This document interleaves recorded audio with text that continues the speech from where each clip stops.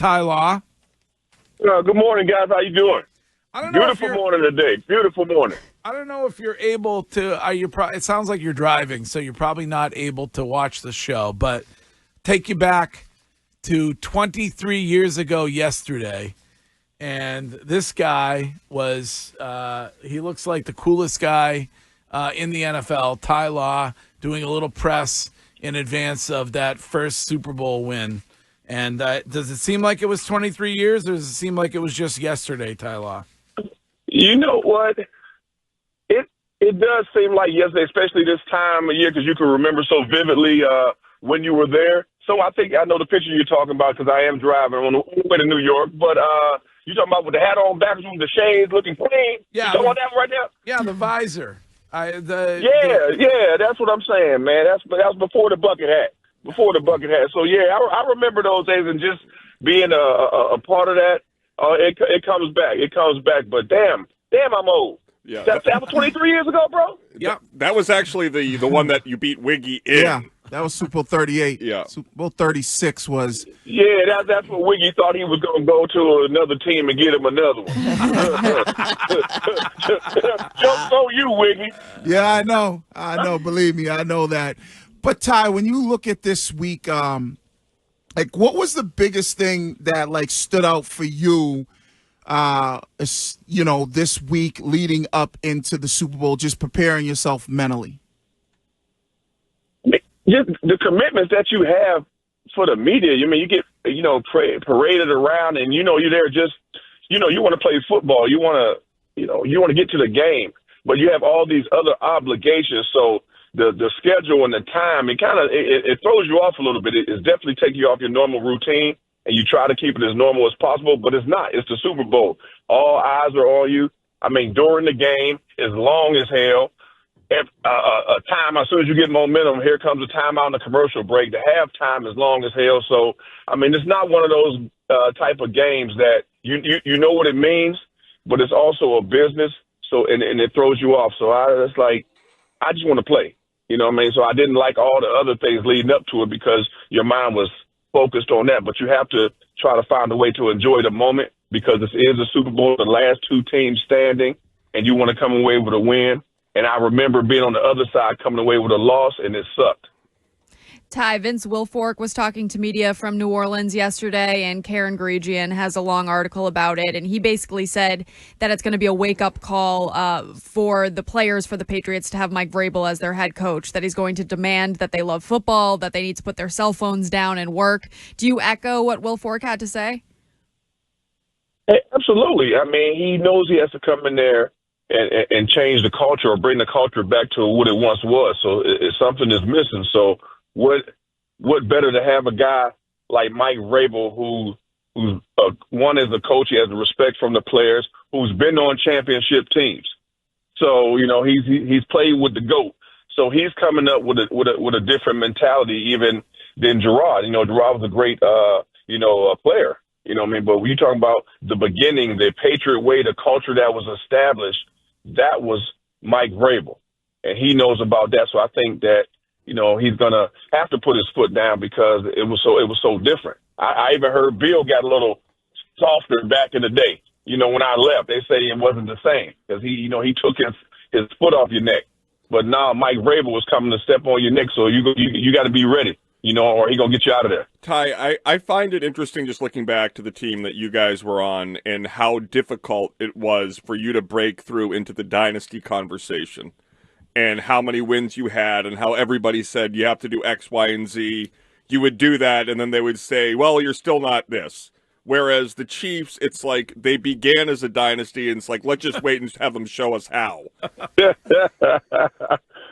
Yeah, well, we always had that thing with the Patriots. I don't know what it was, even when it came to Pro Bowls and things like that. So for some reason, people, love to hate the Patriots. I mean, you think you got the greatest quarterback of all time, one of the greatest, or the greatest coach of all time, and so many great players. You would think there'd be a lot more love and admiration for it, but for whatever reason, it was a total opposite. And I can't put my finger on that one either. You know what I mean? But like the Chiefs do seem like they get somewhat of a pass. You got some Chiefs haters out there, as well. Don't get me wrong, but we had a lot harder time as far as the public opinion when it came to how good we were. Are we a real dynasty? Is it just about Tom Brady? We had so many things that wasn't to our favor when it came to the public. And we loved it though, but we love that shit, guys. We love it. There it is. We have to dump out of that, and it's $100 to the swear jar. But you loved that S, yes.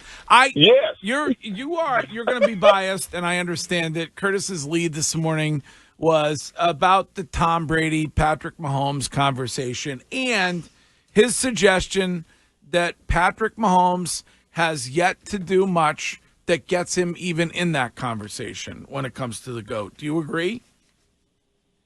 I mean, no, he ain't in the conversation yet, but he's working on it. He's damn sure working on it. He's building his resume, but I think it's still way too premature to talk about Patrick Mahomes being the GOAT. I mean, hell, you got 4. We've seen that before. I've said it so many times. We've seen 4 Super Bowls. We've seen it. We ain't ever seen 7. So you get there first, and I'm not saying that, he's not better than Terry Bradshaw, but you got Joe Montana got 4. Let's get there first. Now, you get 3 in a row, that's going to make your argument, a little bit more, but you're still behind. You're still 3 behind Tom Brady. Yeah. The guy that beat you in the Super Bowl was a 50, 90-year-old Tom Brady. You know what I mean? So I don't get how people just make up these analogies and saying that, okay, he's the GOAT. He is great. He is the best thing playing right now. But to say the greatest of all time, too soon. Because remember, when Tom was in New England, to go to the Super Bowl, beat him. They got to go head-to-head in the Super Bowl, and like I said, Tom, and like I said, 100 years old, beat him. So you can't bring those back. So until you get to 7 or at least 6, it's no conversation. Ty, you're like one of the few guys that can talk about this. The Philadelphia Eagles, they're back in the Super Bowl, but they're coming off a Super Bowl loss. We obviously know the Kansas City Chiefs back in the Super Bowl, but coming off a win. Which one has more pressure? Because you in '96 were back in the Super Bowl coming off a loss, but you also were in a Super Bowl where you came off a win. What do you feel like has the most pressure? I know they both have a lot of pressure. I think Philly has more of the pressure. Kansas City, they already are champions. So they already hold that title. No matter what happens, that's not going to change the fact that Kansas City has done something special. When you're Philly, you got to get one first. This is like another home game for Kansas City. As many times as they've been in this situation now and going to 7 AFC championship games, all the pressure is on Philly. But I do think Philly has the better overall roster from top to bottom. It's just that one guy, not saying that he's the whole team, but when you got Patrick Mahomes over there, you always got a chance. So I think they're going to have to win and win convincingly, because if they get a tight game, you got to lean towards Patrick Mahomes. I mean, he's been there, done that. Have you ever seen anybody as cool and calm as Tom Brady in those situations outside of Patrick Mahomes? Because he's been there before. He's already a champion. There's no pressure when you're already a champion. We just got to go finish the job. Philly has everything on the table. Since you think that Philly has a better team top to bottom, you don't think that Kansas City just needs to figure out how to wrap up Saquon Barkley and they're good to go? I just think from a defensive standpoint, the offensive weapon, Saquon Barkley is definitely the X factor, and you have to stop him. But this overall roster, I think Philly has the better roster. I really do. But can they go out there and execute? Are they going to have a great game plan? When it comes to coaches, I think that Kansas City has an edge for the coaches and then their quarterback. But from a team standpoint, can you go out there and stop those guys on the big one on Philly's defense? I really think they can do that. I think they can. If they do so, they win the game. Was it surprising? They had some tough ones. They had some tough, close wins. And they didn't always look great, but they always did something great when it mattered. But they didn't always look great throughout the game this year. Ty, was it surprising to you this week that Cam Newton said he would not give up the MVP trophy for the Lombardi for a Super Bowl win? I didn't hear him say that, but now that I do know, he's damn crazy. I don't know what Cam talking about with that one, man. Come on now. I mean, that's the MVP, and like I said, that's something to be proud of. But I think most of us, when we play, when we go into a season and you go in there as a team sport, you're trying to win a championship. That's going to go a long time. I don't know if they got a ring for MVP. I've never been one of those, so I mean, I wouldn't know.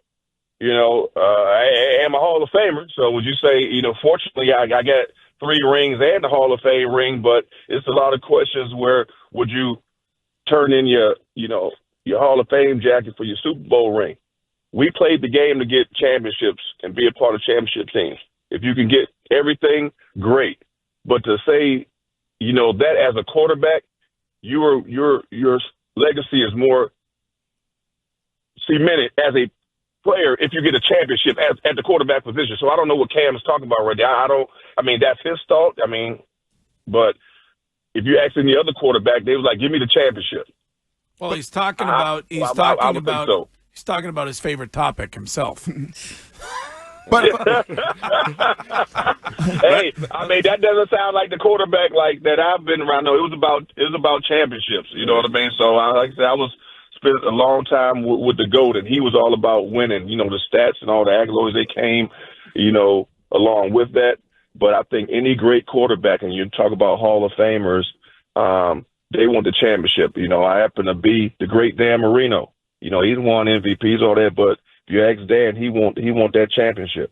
But then I think, Ty, that's quarterback position. Ty, then the conversation morphed into, because we were trying to decipher if he meant because Cam thought he was going to be a Hall of Famer one day. It morphed into, would you rather be like a Brad Johnson who won a Super Bowl and had a good career, or Dan Marino who was a Hall of Famer that never won a Super Bowl? Because that kind of went into the LaDainian Tomlinson conversation. So for you, it would be like a Malcolm Butler career versus your career with no chips. You know what? That's the quarterback position. You want to lead your team to a championship. So, I mean, I call cap on that, man. You know what I mean? Because talk to the champion quarterback. That's how you be remembered for a long time. Because no one could deny, Cam Newton's ability. Yes, he very well may be in the Pro Football Hall of Fame. Absolutely. But did you lead your team? That goes back to where how you say, or you're a game. Or your game change, or your game manager. How they was talking about that, and I get his point where he's coming from. He was absolutely phenomenal. A physical specimen. He could do everything. National championship. But there's one thing that's missing, and that is a Super Bowl.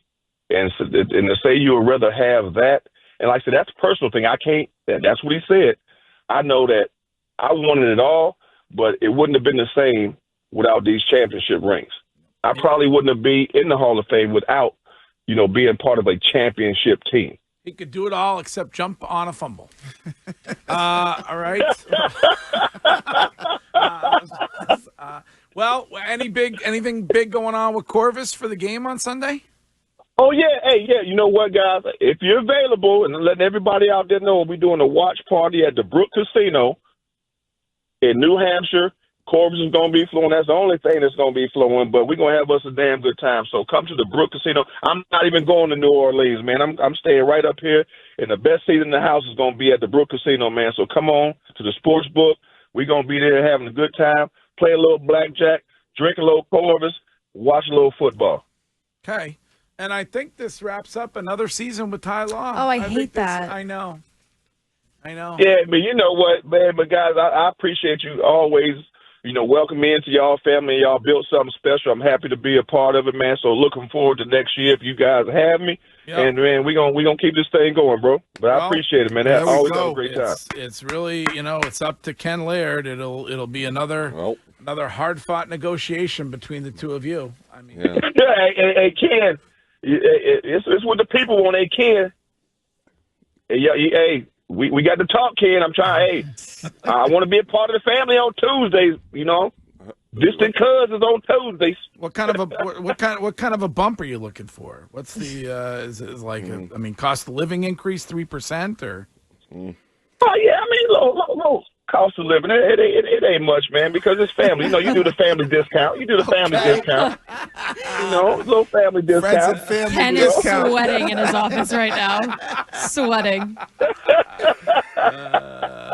Hey guys, man. Hey, what you guys doing? I got to ask you guys before we go. What you guys doing on Super Bowl? Y'all going to New Orleans? Y'all staying up here? Y'all gonna come to the Brook? Ty once told me he doesn't get out of bed for less than $25,000. No, I think that was Greg Hill. No, I Greg. I called. Hell no. I called Greg. Ty, trying to get. Hey, how much you charge, Greg? He said I don't get out of bed for X amount of dollars. I ain't gonna put it out there, but he told me he don't get out of bed. Ty, actually, Greg said he was looking for a place to go, and he would love to go to the Seabrook. So, the Brook. He'll be there on Sunday. Hey, you know what? Come on, Greg, because I'm still waiting for him to show up, guys. I'm still waiting. It's been a couple years now. I'm waiting for all y'all to show up. The only one that show up is Wiggy. No, I think I support. I tap Wiggy in. got paid for that event. So. I've been to other events. I think we had. I think we had plans on Saturday. Say what? Did we not have plans this past Saturday? Do we have plans? Yeah. Oh, I was out working. Yeah. We had plans plenty of times, so it don't make a difference. That's exempt, Greg. That shit don't even count. Okay. You talking about you ain't showed up once. That was another drop. Alrighty. Thank you, Ty. Amazing season. But it's for the Jag. And Coco, I'm going to call Santo because I know Coco ain't going to show up, so I'm just going to have to call Santo. Curtis don't drink, but you can still come out and hang. Yep. Shine. I don't know. I mean, you got the invite too. Yeah, come on, man. Jackson back there. You call me every time you get on show, but you can't even come up, Jackson. Come on, man. You're going to regret that one. Bring an extra case. All right, Ty Law. We'll talk to you next season. Guys. We'll see you sooner than that, though. All right. Appreciate it, guys. That is the great Ty Law.